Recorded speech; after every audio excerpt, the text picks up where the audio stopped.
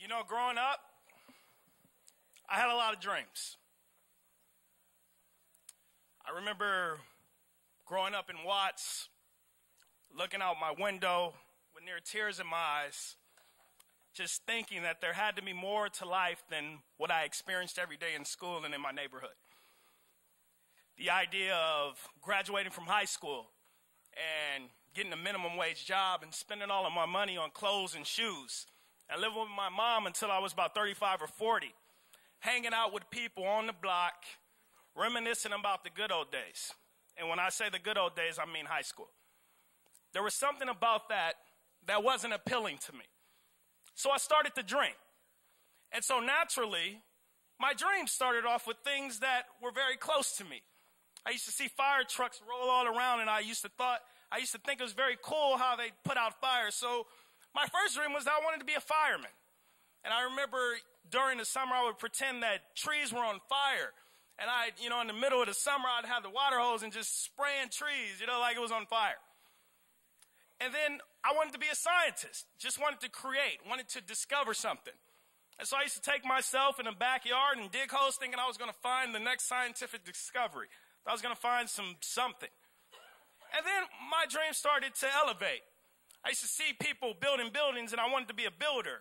And then I wanted to be an architect, and I had dreams and dreams and dreams. But when you have dreams, you don't just want to hold them in.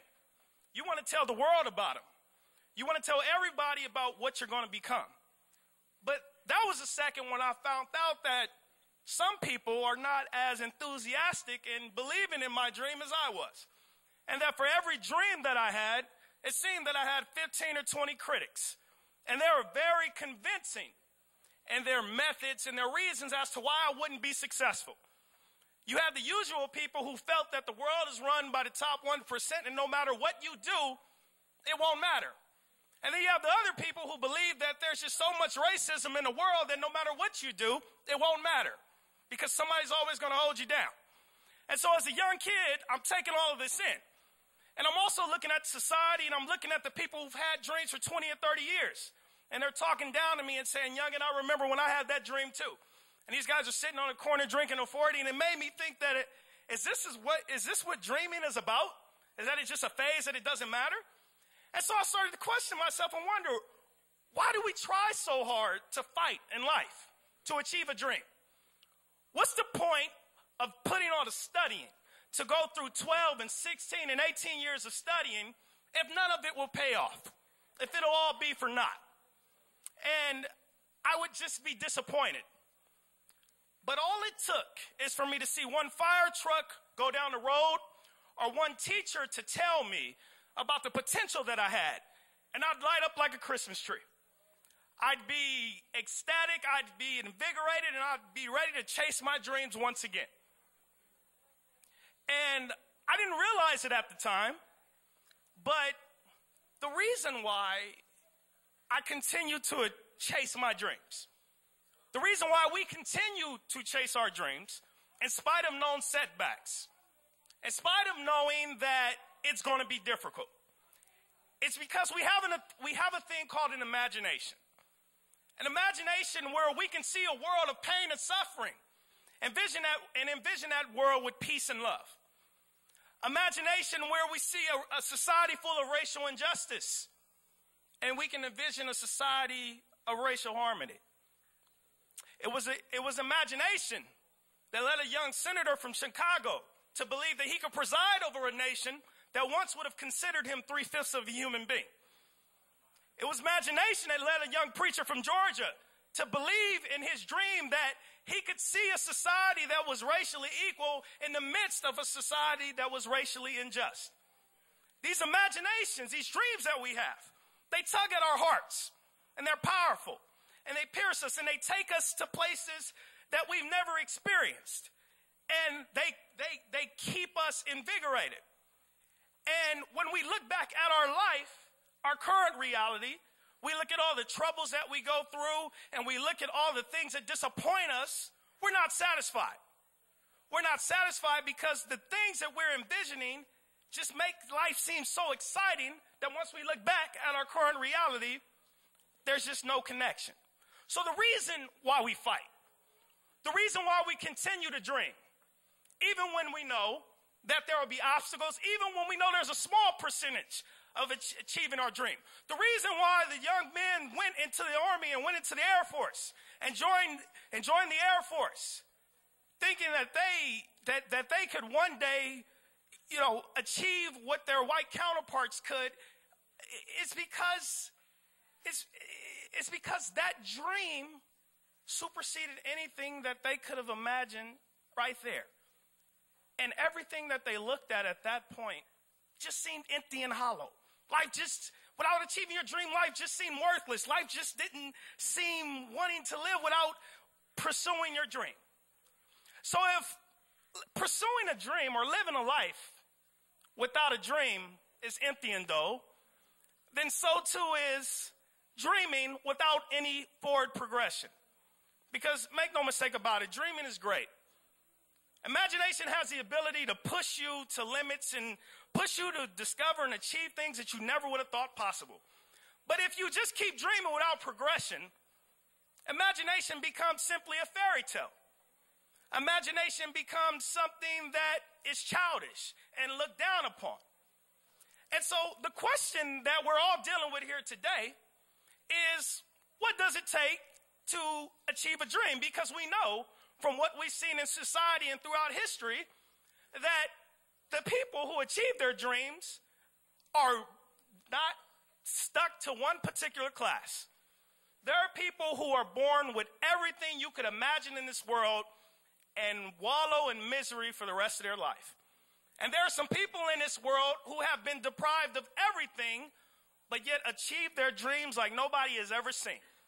So the question is, what are these people doing that others aren't, that allows them to achieve their dream? And with a few minor exceptions, what you will come to discover, there are usually two main points, two distinguishing characteristics that they have. The first one is confidence. The second one is discipline. Confidence and discipline. Let's talk about confidence for a little bit. The first thing you guys need to do is you guys need to take people who are successful off a pedestal. You need to bring those who achieve a dream down to your level. And what I mean by that is, when you're looking at people who've achieved the dream, when you hear stories about Barack Obama or the great people or the Tuskegee Airmen, and you analyze everything that they've done that has been great, you also need to take a look at where they failed. You also need to take a look at when they doubted themselves. You need to take a look at what they were doing when they were your age. You need to take a look at the times where they felt like they weren't going to do anything with their lives. Because when you bring them down to your level, you start to realize that, hey, these people are doing these amazing things, and at my age, they were below me. At my age, they were actually doing worse than me. And so it gives you confidence that you can truly do anything that you want, because you're going to need that going forward. The second thing about confidence is that your dreams come to you innately. They come. There's no explanation why some people dream more than others, but they come. But the process to learn how to achieve your dreams is learned through experience. It's learned through trial and error. And some experiences are positive. Some experiences are very successful. You push yourself a little bit and you have always done well. Everything that you've done and put your mind to, you seem to think you do a pretty good job. But there's some experiences that are gut-wrenching. There are some experiences that call into question your soul and rock you to the core.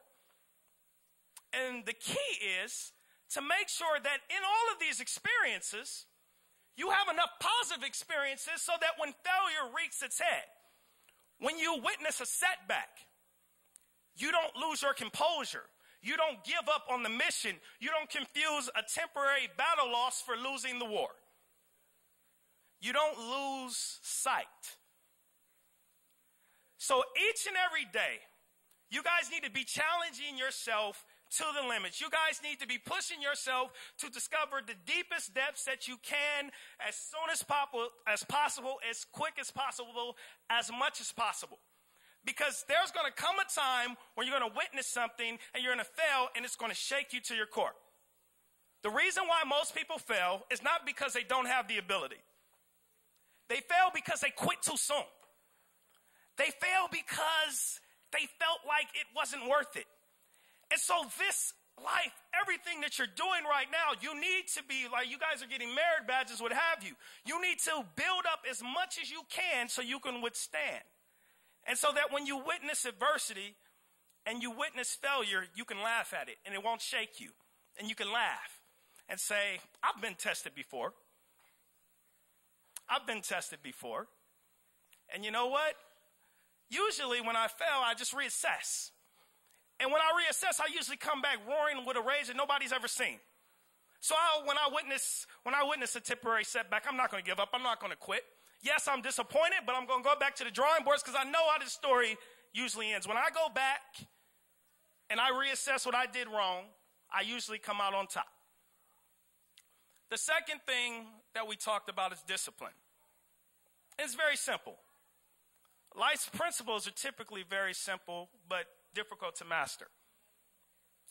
So we're talking about discipline. You have your goal. You want to be X. You want to be Y.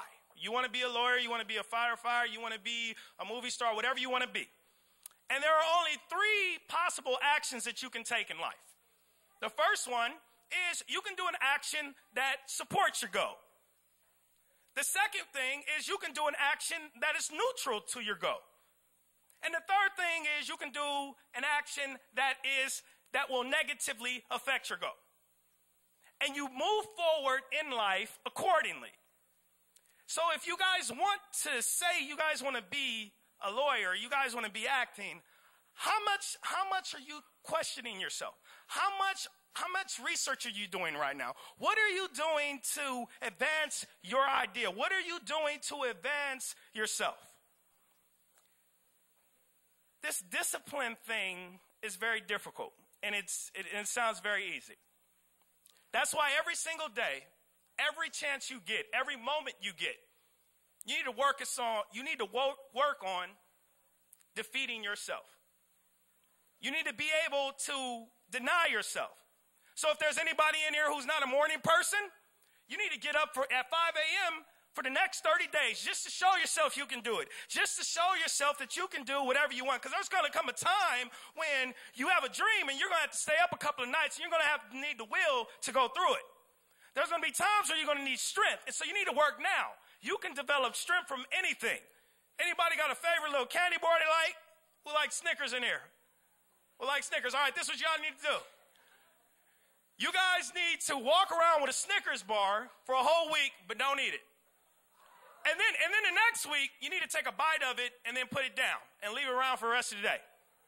You need to exercise, gain more exercise, and gaining mastery of yourself, because that's what achieving a dream will entail. You combine confidence and you combine discipline, and you have a pretty good chance at achieving your dreams, to bringing what you envision to a reality. Our society is completely built upon people dreaming. Everything that you see right now at one point was a dream. At one point, most of what you see in here, people thought was an impossibility. People thought that it wasn't possible. But yet there were some people who had a vision, who had an imagination, and they changed and shocked the world. And that's what I want to convey to you guys today. There will be a lot of people who are going to criticize your dreams. There's going to be a lot of people who are going to doubt your dreams. But sometimes on the road to success, you guys need to learn how to run through a brick wall. You need to know how to maneuver around it. And if you can't maneuver around it, you need to create a machine to break through it. Society needs everything that's in your mind, what's roaming in your head. So the next time somebody criticizes you for your dream, just look up in the sky, look at the airplane. Pull out your iPhone in your pocket and look who is currently sitting in the White House, and just continue on your road to destiny. Thank you.